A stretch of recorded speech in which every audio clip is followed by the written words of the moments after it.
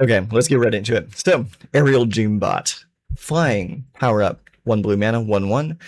It's a 5 colorless and a blue, so put 3+1/+1 counters in this creature. Okay, that's pretty crap. You're never going to use that ability. Aim Scientist, 3 colors and a white, blue, not a white. 3/3, basic land cycling 2, and when this creature enters, it connives. I like that connive is coming back as a set mechanic. That was one of the better mechanics from New Capenna. If you don't remember, connive basically works like this: you draw a card, then you discard a card. If you discarded a non-land card, put a +1/+1 counter on this creature. So this creature will connive. You discard something that's not a land. It's a 4/4. It's not bad. Okay, next up we have Atlantean Cavalry. It's a merfolk soldier. 3/2 for 3 mana. Vigilance. Whenever you draw your second card each turn, put a +1/+1 counter on this creature. Honestly, that's not bad. Like, if that was like a 2/2 with Vigilance for 2 mana, that would be competitive. 3 mana's... There's better things to do at 3 mana. If that was 2, that'd be really good. Okay. Atlantis Attacks. Okay, so it's 7 mana. 7 mana. So it's 5 colorless and 2 blue.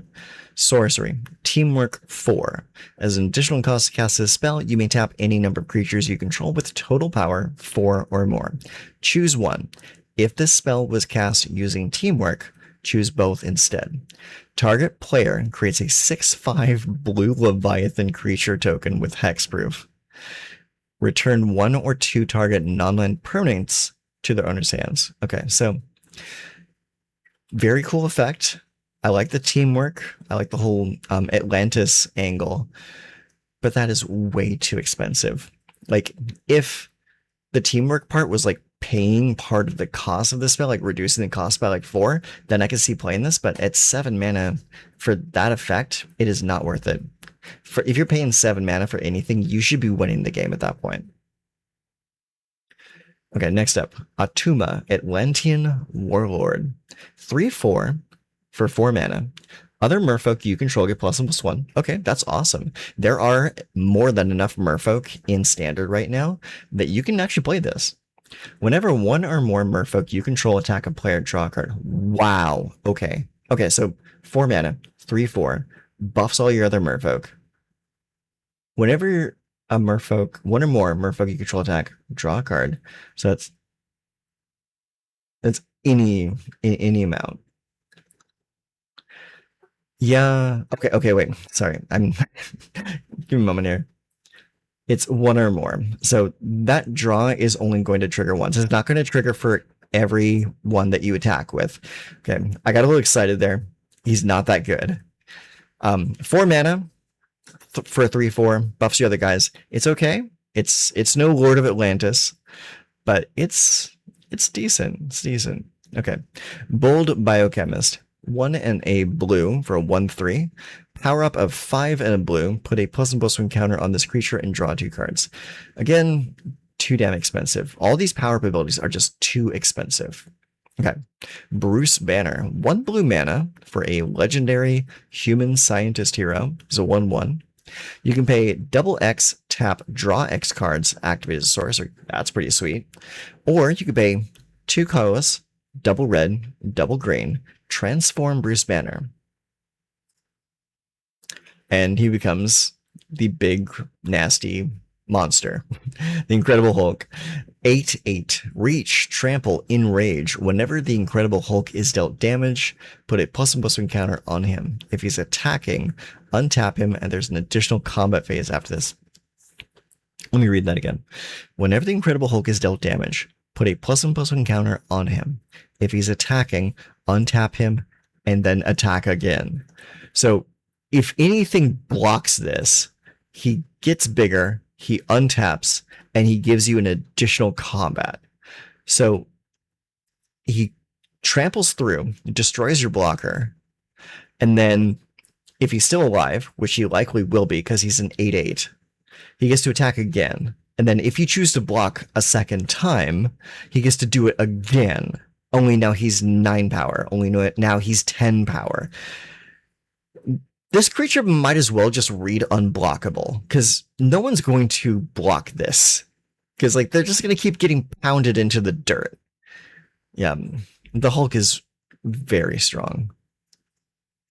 Okay, depower. 2 colors and a blue. Instant. This spell costs 2 less to cast if it targets an attacking creature. Target creature gets -4/-0 until a turn and draw a card. Okay, that's not bad. For if you play it when you're being attacked, so it's actually only 1 blue mana. So you can shrink down an opposing creature and draw a card. It's not bad. It's a decent combat trick. It doesn't remove the creature, but it depowers it for a turn. Echo, Perceptive Prodigy. So 1/4 for 3. Vigilance. 1 tap, copy target activated or triggered ability you control from a creature source. You may choose new targets for the copy. Okay, that's actually kind of cool. So like, let's say for example, you have Overlord of the Boiler Villages, for example. Red creature, when it comes in or attacks, deal 4 damage to any target. So it'll come in or attack, do the trigger, you can just copy it, do 8 damage instead. Or any of the other kinds of triggers that you can think of. So yeah, that's pretty cool. I like that you can just choose whichever one you want to copy when there's like really no limitations. That's pretty decent. Falcon, Winged Wonder, 3/4 for 5 mana, flying, Avian Telepathy. When Falcon enters, create Redwing, a legendary 1/1 blue bird scout creature with flying, and whenever Redwing attacks, reveal 1. Hey, I like that. That's pretty decent. It's a little underpowered for 5 mana, but it's pretty cool. Okay. Falcon's Wing Harness, 1 and a blue. Artifact equipment. Whenever this equipment enters, attach it to target creature you control. Okay, that's awesome. So you get a free equip with it. Equipped creature gets +1/+1, flying, and ward 1. Not bad. And equip of 3. Equip cost is pretty heavy, but you do get to equip it for free the first time that you play it. Okay. Frozen in Ice, 2 and a blue. Enchant creature aura. When this aura enters, tap enchanted creature. Enchanted creature loses all abilities and can't become untapped. Okay, yeah, that makes sense. Every set needs to have one of these. We are missing some images here, so I think we might need to reload. Give me a second here. Loading, loading, loading. Okay, let's scroll on down and see if those got loaded.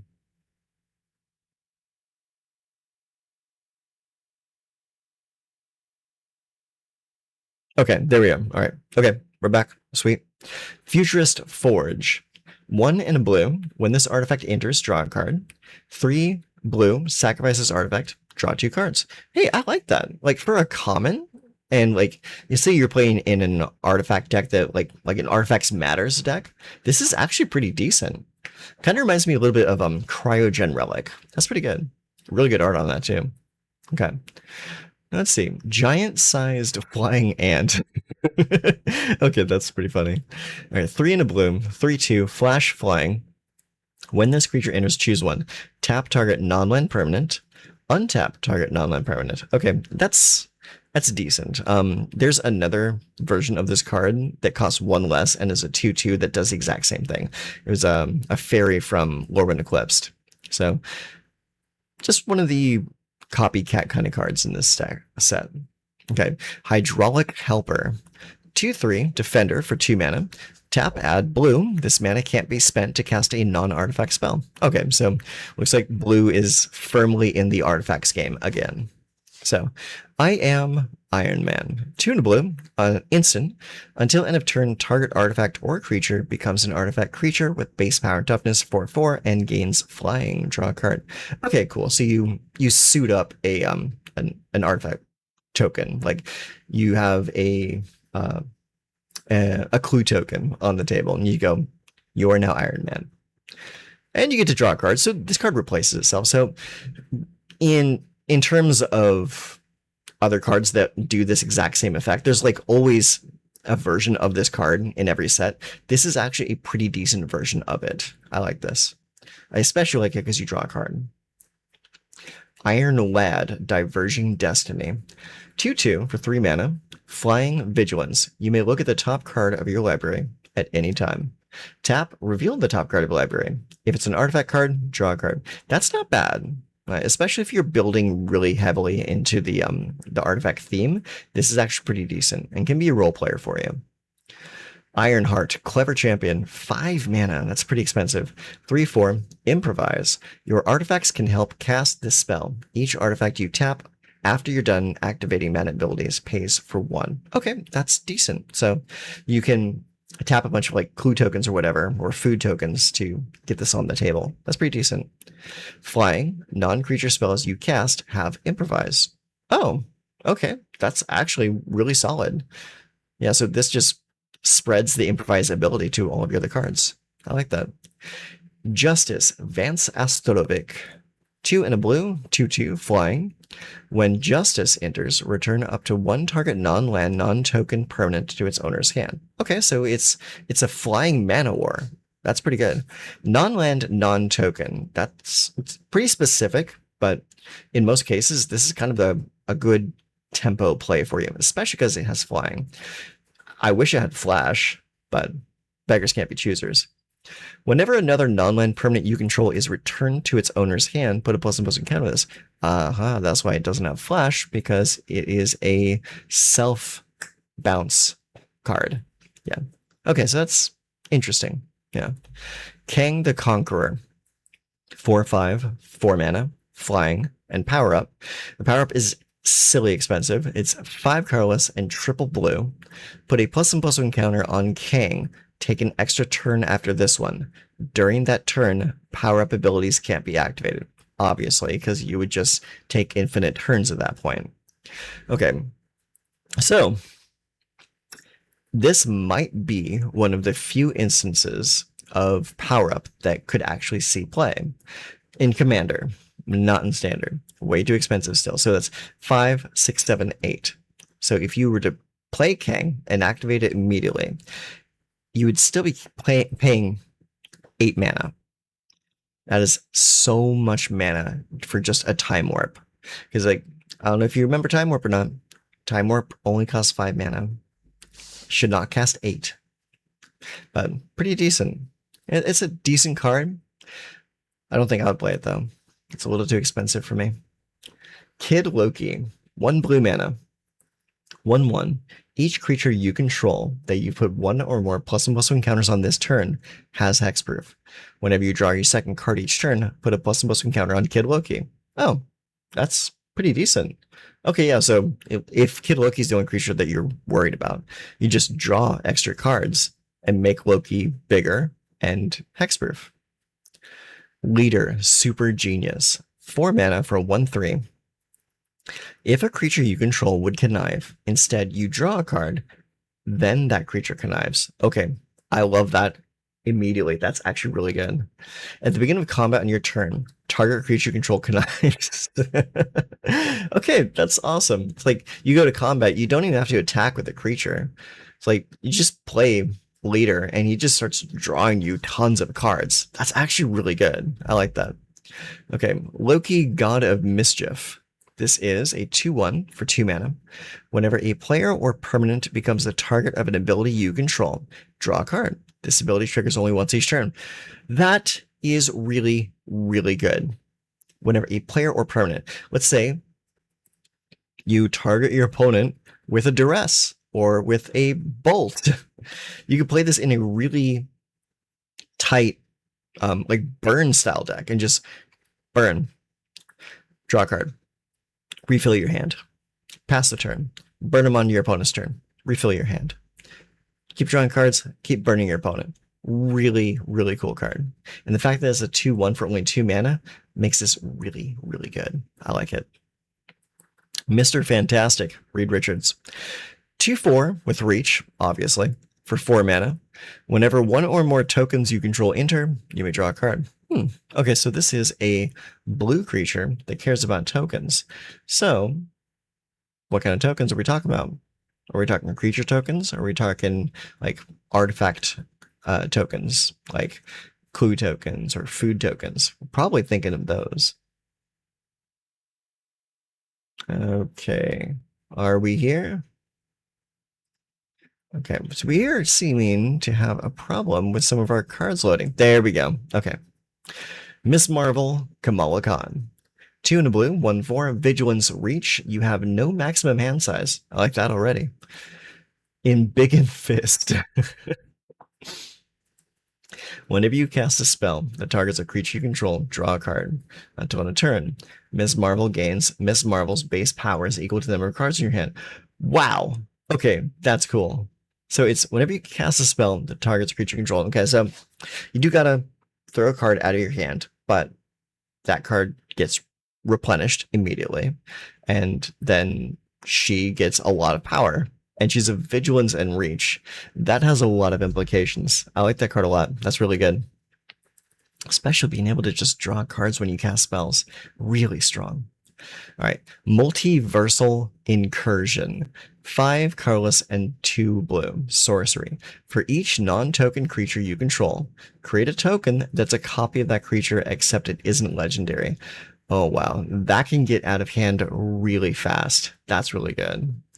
But really expensive. Yeah. I don't know if this is the kind of card that you want to play to like end the game or like set up ending the game. Like if maybe if like you have a way to give all your creatures haste, that would be super sweet. But if you're not going to win the game like this turn, I don't know if you want to play that. Okay. Namor, the Submariner. 1 colorless, double blue, star 4. Flying. Namor's power is equal to the number of merfolk you control. Okay, so we have another merfolk lord here. Whenever you cast a non-creature spell with 1 or more blue mana symbols in its mana cost, create that many 1/1 blue merfolk creature tokens. Oh my god. Okay, I'm getting this. I have really wanted to build blue-white merfolk, and that is a card that can push it over the edge. That's fantastic. Yeah, we're going to be picking up a couple copies of Namor. That's silly. All right, Pim Particles. 1 blue mana. Target creature gains vigilance until end of turn and can't be blocked this turn. Ooh, I like that. Draw a card. I like that you draw a card off. Cantrips are always my favorite kinds of cards. Rewrite history. Okay, so 2 colorless and a blue. Whenever 1 or more creatures you control become tapped, draw a card. Then discard a card and put a plan counter on this enchantment. So let's reread that again. Whenever 1 or more creatures you control become tapped, draw a card. Then discard a card. Okay. When the 4th plan counter is put on this enchantment, sacrifice it. When you do, return up to 2 target instant and or sorcery cards from your graveyard to your hand. Yeah, that's pretty decent. It's pretty slow, but it's kind of cool. Like, I would probably not play that if I wasn't like on like a good like creature plan. Like I could see playing this in maybe like I was saying, like a Merfolk deck, because you're gonna have like a lot of creatures. But also in that case, is like your critical mass of like instants and sorcery is probably not going to be that great if you're playing a heavy creature build. I mean, it can have its implications, but I'm thinking more in terms of like a Spellslinger style deck, in which case there are probably better things to do with your mana. Yeah, it's interesting, but I don't know if I would play that. Secret Invasion. 1 colorless, double blue. Enchant creature you control. When this aura enters, exile up to 1 target creature other than enchanted creature until this aura leaves the battlefield. Enchanted creature becomes a copy of that creature until this aura leaves the battlefield. Enchanted creature has ward 2. Okay, this is actually stupid good. It's good because it's basically duplicate, but for half the mana. So if you don't remember, Duplicant was a 2/6 artifact creature for I think like 6 mana. And when it would come into play, it would imprint another creature in play. So basically you would exile one of your opponent's creatures, and the Duplicant would like get like all of the abilities of the creature that you nuked. This is 3 mana. It does require that you have another creature in play. So this can get interacted with, like an opponent can destroy the creature that you enchant before this lands. But if this sticks, you can just nuke your opponent's best creature, like your opponent's like Ouroboros or your opponent's the Sentry or anything like that, and just make your guy that. That's pretty sweet. It's removal and it's copying your opponent's best creature at the same time. I would definitely play this card. Okay. Shield Deployment Drone. 2 colors in a blue, 2/2, robot. Flying. When this creature enters, create a 1/1 white soldier creature token. Oh, that's actually kind of cool. So for 3 mana, you get a 2/2 flyer and a 1/1 on the ground. That's not bad. Okay, Shield Flying Car. 3/3 for 3, flash flying. When this vehicle enters, exile up to 1 target creature you control. Return that card to the battlefield under its owner's control at the beginning of the next end step. Oh, that's not bad. So you get to flicker something, save it from removal, and also get a 3/3 flying for your troubles. That's not bad. All right, Shuri, Wakandan Inventor. 2/1 for 2 mana. It is an artifact spells you cast, costs 1 less to cast. Okay, so she's discounting your artifacts. 1 tap, target artifact you control becomes a copy of a second target artifact you control until end of turn, except it isn't legendary. That's awesome. Yeah, so you can have a really powerful artifact on the table and then make like a stupid token artifact a copy of it. That could be really strong. It is only until end of turn though, so you're gonna want to make use of it immediately. Stature Size Shifter. Okay, so it's a blue mana 1/1. Stature can't be blocked if her power is 1 or less. Power up X blue. Put X +1/+1 counters on Stature. Okay, so you want to attack and then power up after she has gotten past the blocker step and just swing for a bunch. That could be good. Super Intelligence, blue mana, enchant creature. At the beginning of the upkeep of enchanted creature's controller, that player draws a card. Wow. Okay, that's actually super good. Yeah, so like say for example, you play a flash creature on your opponent's turn and don't give your opponent an opportunity to like react, because like say you play a flash creature at the end of your opponent's turn after they've tapped out, and then on your turn you can safely enchant with super intelligence and then just start drawing cards every turn after from there on out. That's pretty decent. It doesn't do anything the turn you play it, unfortunately, but after that, that's just card advantage. Like the moment it draws you more than 1 card, that's just straight up profit. It's pretty good. And for only 1 blue mana, I like that a lot. Super Suit, 1 and a blue, flash equipment. When this equipment enters, attach it to target creature you control, untap that creature. Your creature gets +1/+2. Yeah, nothing special about that. It's cute. I do like that it auto equips on cast. That's pretty good. All right, come on. Show me the cards. Show me what you got. This is one thing I don't like about this site, is sometimes things just don't load on time. Okay, here we go. Okay, so here's a reprint. Thirst for Knowledge is a really good reprint, by the way. So it's draw 3 cards, then discard 2 cards unless you discard an artifact card. So this card originally printed in Mirrodin, another set famous for having a lot of artifacts. So I'm going to imagine there's going to be at least a few artifacts in this set. So next up is Tony Stark. We all know him. He's a 1/3 for 2 mana. 1 tap, look at the top 4 cards of your library. You may reveal an artifact card from among them, put it into your hand, put the rest on the bottom of your library in random order. Okay, so he's an impulse for artifacts. Not bad. Transform Tony Stark for 4 colorless, a blue, and a red. Let's see what that is. The Invincible Iron Man. 5/5, Flying Haste. At the beginning of combat on your turn, you may put an artifact card from your hand onto the battlefield. If it's an equipment, attach it to the Invincible Iron Man. Wow, that's pretty good. At the beginning of the combat, put an artifact card from your hand onto the battlefield, and then auto-equip. That's a lot of tempo. I like that a lot. Really expensive, but that's decent. Trickster's Stratagem, 3 colorless and a blue. The owner of target creature and opponent controls puts it into the library second from the top or on the bottom. Then up to 1 target creature you control connives. Okay, this card is bad because this is sorcery. This card should be an instant because it's really expensive. Sure, it takes something off the table. It is removal, but it is way too expensive. And sorcerer. Too slow, too expensive. It's bad. Moving on. We say the nay. Okay, this is a counterspell. 1 and a blue. Teamwork 2. Instant Arcane. I have not seen that in a while. That is a keyword from Kamigawa, because like there was a mechanic in the original Kamigawa called Splice onto Arcane. If you had a card with Splice and another card with like the subtext of Arcane like that, you could, as you're casting it, splice the effect of a card with Splice into Arcane onto the other card so you can get the effect of both. And you would keep the splice card in your hand so you can cast it again later. It was a way to like combine card effects. It was a pretty decent mechanic. I liked it.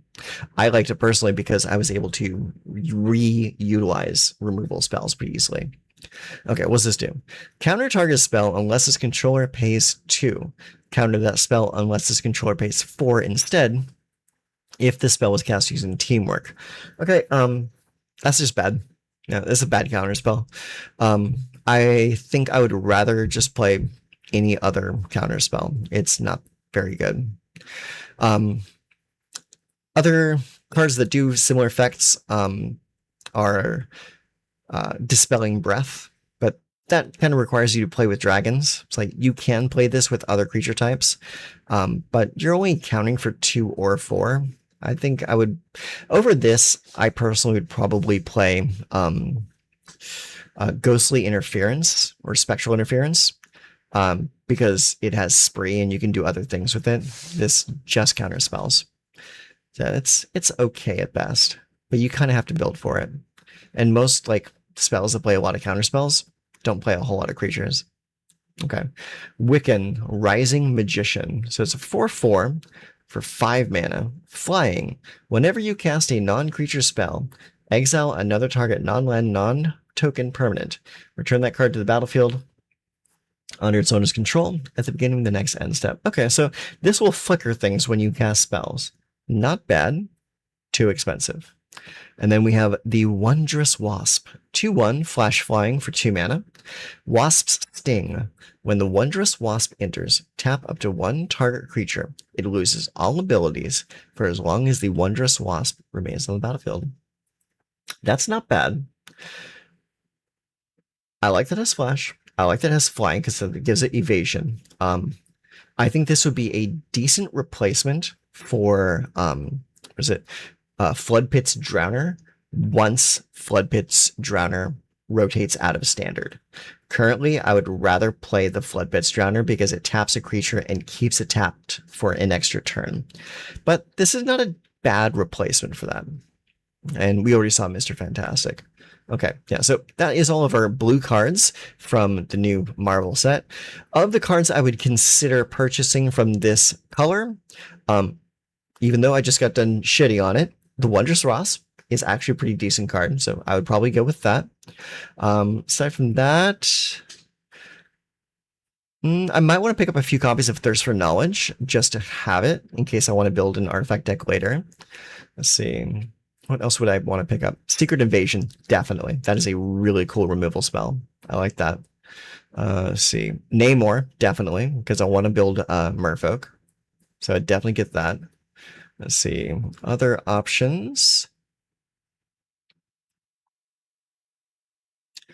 I Am Iron Man is pretty cool, and you can probably pick up a few of those really cheap. Pretty decent for a transformation spell. Let's see what else we got here. Atuma could be interesting. Atuma does play into Namor's ability pretty easily because it has 2 blue pips in the casting cost. So I might consider getting a couple of those.